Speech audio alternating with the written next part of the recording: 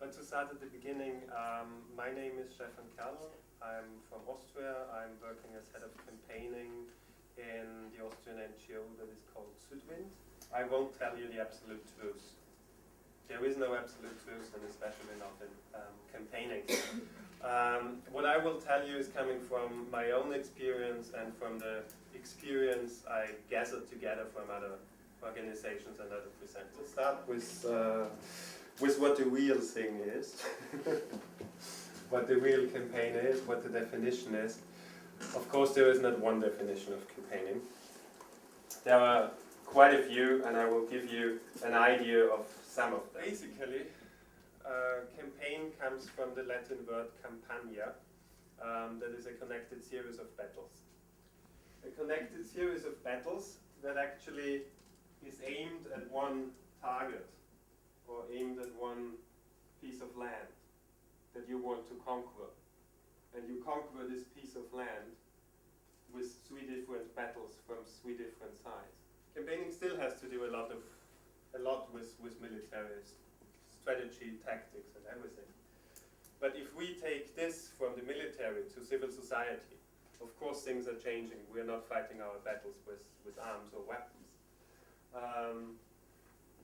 So for us, a campaign is a dramatic series of connected communicative battles. Dramatic, why? Because it's building up in stages. And communicative battles meaning communicative events. So actions, press releases, press conferences, interviews you do with the media, some photo moments you may do, some celebrities you might engage. But it's still a series of connected communicative battles that is building up dramatically. So you start with something and then you set something on the top and then you set another. The minimum goal of a campaign is to change people's minds on a certain issue. So that's one thing, to change the mind of someone. And the other thing is to motivate people to do something, like buy another washing powder. And what we want in development campaigning is still one step further to that. Because we want people to have awareness on a certain thing, then we want them to take a certain action, like sign a petition, send an email to a parliamentarian or to a company or whatever. And then we want to change something in politics or economy through that. So actually we're raising awareness, building up pressure, and by that then hopefully change something. It's focusing on a certain restricted topic. So campaigning on global poverty is fine, but not a campaign.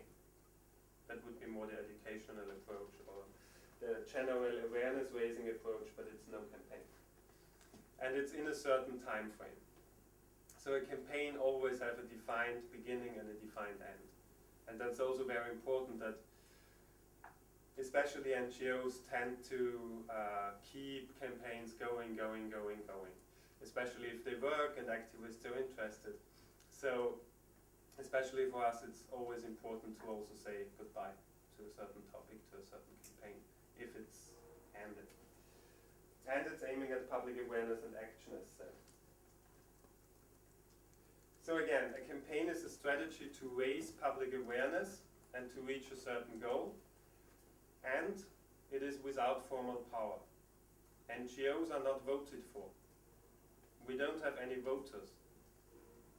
We have maybe some people who donate to us or whatever, but we don't have any formal power as parliamentarians or politicians have. And we usually don't have a lot of money, as big companies may have. So we don't have formal power and we don't have money.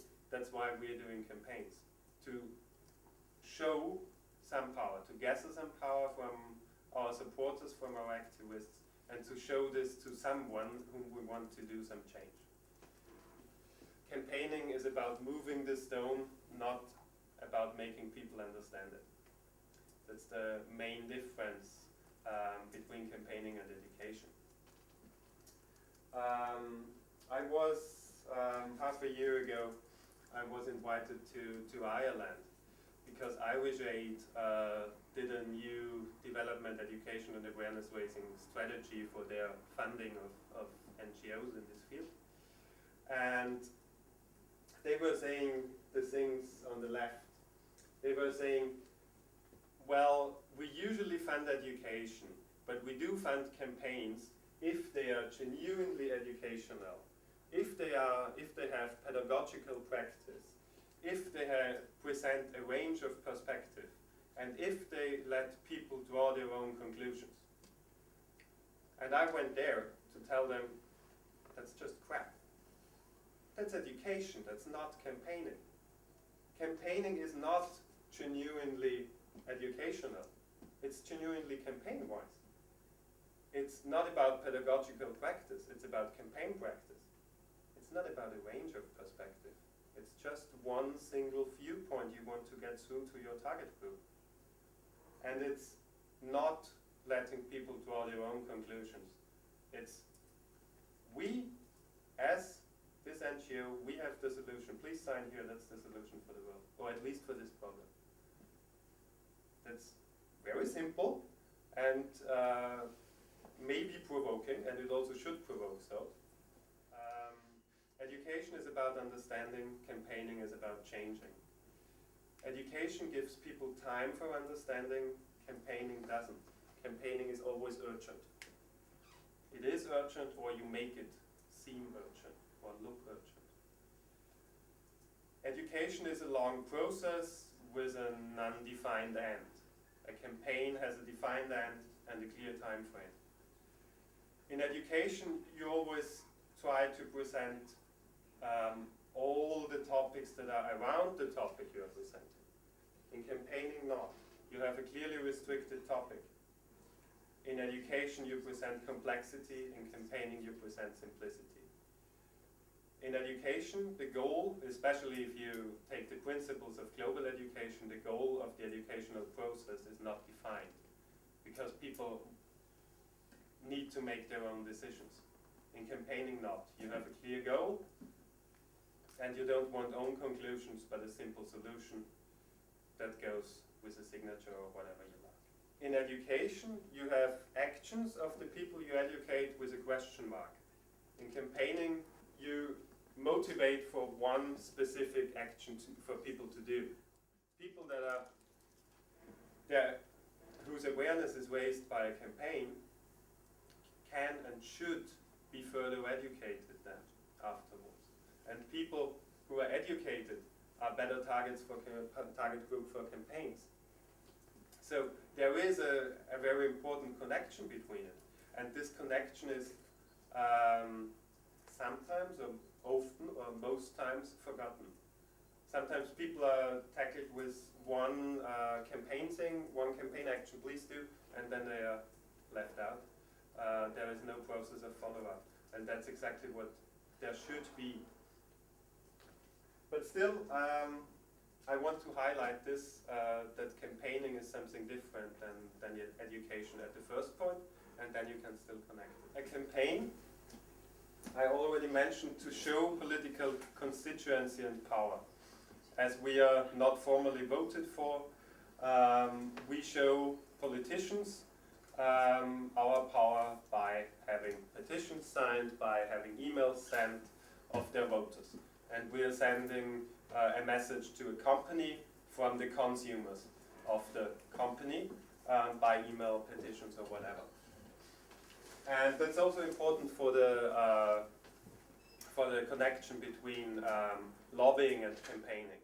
That if I go to a politician, if I did a campaign first, then I can say, it's not me you're talking with. You're talking with thousands and thousands of supporters. And you need to, and these are voters, these are your voters, or these are your consumers in the case of a company. And you need to respond not only to me, but you need to respond to them. I want to ask you, what do we need for a campaign? Out of your experience, out of what just comes to your mind, out of what you think. What do we need for a campaign? But what does really provoke people? What does really make them interested? What is on front page news? Negative news. Hmm? News. Negative news and scandals, yes. What I want to highlight especially is this one. The scandals.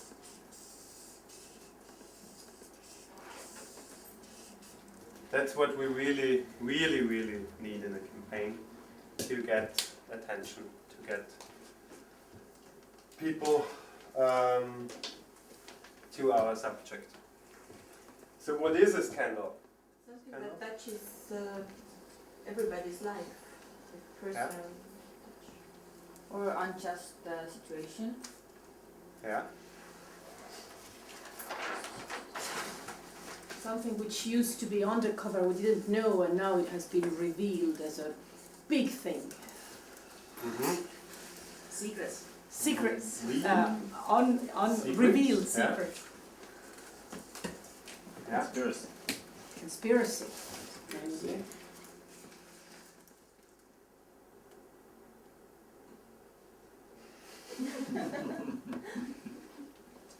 That's the formula how to calculate a scandal. It means a scandal is awfulness.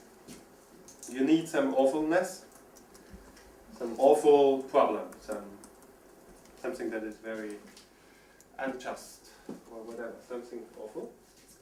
You need, that's also coming to the unjust again, you need someone who takes out immoral profit. So a politician or a company takes immoral profit out of the awful situation. And then there is what can be done. It doesn't help if you do a campaign on a problem where you also have the opinion nothing can be done about it. There should always be something what can be done. And there maybe will be something what is done. So the formula is awfulness multiplied by immoral profit multiplied by what can be done divided through what is done. So basically all these three factors, awfulness, immoral profit, and what can be done, multiplies the scandal. But what is done makes the scandal smaller. So if you have a problem where a lot can be done and a lot is already done, then the scandal is not so big.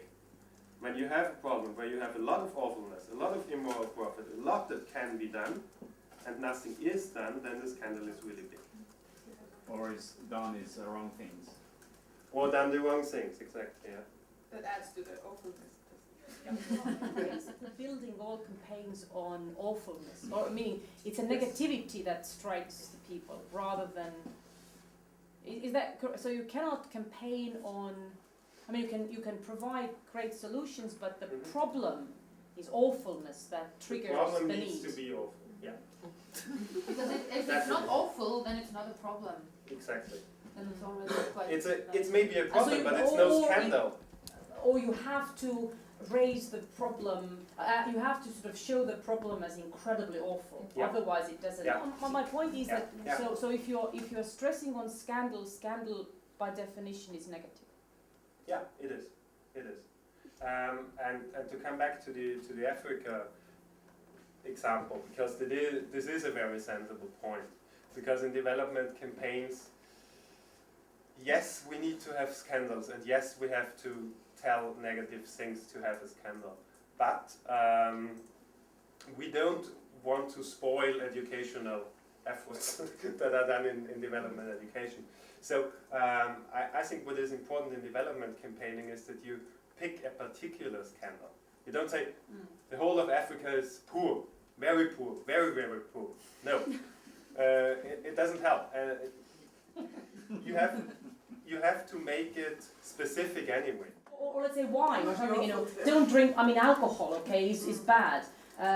Whereas wine could be just part of cuisine and not bad. Anyway, so it's a. But anyway, if you do a campaign against smoking, That's you all will things. focus the campaign on the awfulness and not on cigars being part of cuisine and of wine drinking. You will focus on the awfulness of lung cancer and blah blah blah. And there is also the immoral profit. And there is the immoral profit, yeah. I think if you want to enter the front pages and if you want to do a campaign that reaches out of your usual target group, of your usual converted people, then you need a certain scandal that really takes people out of their daily life and really shocks them and also makes them think, I have to do something against. Information is also important. You always need good research. You always need good information from reliable sources you can really rely on. There's nothing that is more embarrassing if your information is wrong. Or target groups, that's also important. The target groups are the ones who you're working with, and the target is the one you want to be. Because the international context of development campaigns is so big, and I will just do it very small and very shortly and just give you some glimpses that I noticed and that I think we can learn something from. There are campaigns, development campaigns on the Millennium Development Goals that are mainly awareness raising. There's a lot of campaigns on fair trade or make trade fair. A lot of campaigning going on in the field of development on the so-called 0.7 target that is for the old member states. For new member states, it's what? 0.51? 33, 33, okay. Yeah. I think, in the beginning. Yeah, in the beginning it's 33 and then it's... ODA being official development Yeah. assistance. Yeah. So we talk about money, the money which the governments are putting into the pot for development cooperation. Yeah. Quite a lot of campaigns that are focusing on fair working conditions, like we are doing in Südwind, or the Clean Clothes campaign is doing fair working conditions in certain sectors, in certain products. Then there is a whole lot of campaigns on environmental concerns like climate, and then there's the lifestyle thing that mostly in development campaigns is about fair and ecological lifestyle and consumption. And there are campaigns for donations. There is one campaign I want to share with you, the Fair at the Olympics campaign. This was done in 2004. This example is from 2004, but it was also done in 2008, and it will be done in 2012. And it's always connected to the Olympic Games, of course, and it's on fair working conditions in the production of sportswear for especially the Olympic Games. What is interesting about the campaign, that's why I'm telling you about it, is that it is a coalition. It's a coalition of the trade unions that are connected in this international thing, global unions. Oxfam it was back in 2004, and the Clean Clothes campaign. So it's basically three different organizations that are also having their different target groups. And they are all quite global or quite international organizations. The target for this were actually 7 specific sportswear companies and the International Olympic Committee. And the tools were quite logic, report, press releases, and so on. And the outcome was 500,000 signatures for fair working conditions, and the companies somehow improved. They improved their codes of conduct, they improved their monitoring and evaluation of working conditions and so on. But the International Olympic Committee didn't improve at all, they were only talking. And that's also something, there are 2 things we can learn from that, I think. One is it's good to work in a coalition, especially with other organizations that have different target groups, like trade unionists, for example. And the other thing is that especially strange international bodies like the International Olympic Committee are very difficult to actually tackle and to actually get them to move. Because they can always say, well, our General Assembly has to approve and blah, blah, blah, and we have to have a meeting and we have to have a board meeting and so on. With a particular company, it's sometimes easier, and you can also really target them easier. When the companies received reports of what the problems were, there was wrong, Yeah. Was it like news to them, or was it like this that they knew perfectly what was going on and they just didn't react before and they reacted now? Well, in particular, it was news to them. So actually they didn't generally know how they bad know. it was. Generally, of course, they know that they are not caring about working conditions. But that's the point in campaigning. You tell them exactly, in your supply company in Indonesia, there is this woman working 80 hours a week. I want to tackle shortly the Make Trade Fair campaign of Oxfam, which was a big, huge campaign. Again, they collected hundreds of thousands of signatures, what else? And they were targeting the big four coffee giants like Kraft Jacobs Suchard, like Nestle and so on. And in their evaluation of the campaign, they asked the companies, and the response of Kraft from Kraft Jacobs Suchard, their response was, no, it didn't have any impact on us because the people who sent emails were not our customers, and we are only listening to our customers. So somehow it was not shown to Kraft that the people sending the emails, signing the petitions, are their customers. So this is maybe something we should think about, how to really show the company that the people who are writing for fair trade or for whatever, that they are actually their customers. So maybe put an empty coffee bag into the letter or whatever. So we can think about that it's always important to have this power analysis that is mentioned here. We'll come back to that. What you really want and what you really want to tackle and what the company can be moved by. And if you say Kraft will be moved not by activists but by their consumers, you need to somehow show them that these people writing to them are not their usual activists, but they are their customers.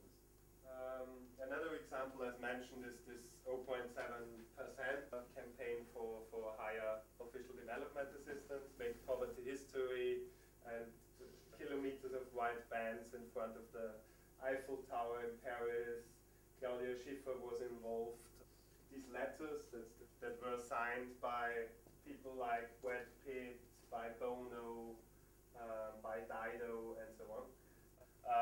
500,000 supporters, and that's only the UK figure, were gathered online in 12 months, and 95% of this 500,000 were done in even 6 months before this famous G8 meeting in Scotland. So this would lead to the internet campaigning thing, and would say internet campaigning can be really big. And it definitely is really big. But it was helped by media coverage and by all the celebrities. But what really is important with this, and that's exactly where it comes to the link to education, these 500,000 people were left alone afterwards. They signed up, and the G8 was over, the Make Poverty History was over, and no one cared about them. And that was exactly the problem, and that's very often the problem with campaigns.